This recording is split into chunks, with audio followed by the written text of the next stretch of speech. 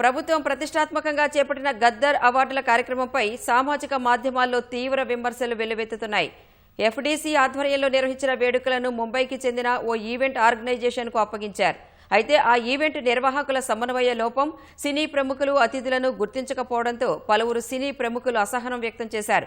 వేడుకకు అతిథిగా హాజరైన బాహుబలి రచయిత, రాజ్యసభ సభ్యుడు విజేంద్ర ప్రసాద్ను అడ్డగించి వివరాలు అడిగిన నిర్వాహకులు వేదిక ప్రాంగణంలో వెనుక వరుసలో కూర్చోబెట్టడంపై ఆయన అసంతృప్తి వ్యక్తం చేసినట్లు తెలిసింది. నిర్వాహకుల తీరుపై ఆగ్రహం వ్యక్తం చేస్తూ విజేంద్ర ప్రసాద్ వేడుకను వీక్షించకుండానే వెళ్లిపోయినట్లు సమాచారం. అలాగే కాంతారావు అవార్డు విజేత పీపుల్స్ స్టార్ ఆర్ నారాయణమూర్తికి సైతం ఇదే అనుభవం ఎదురైంది.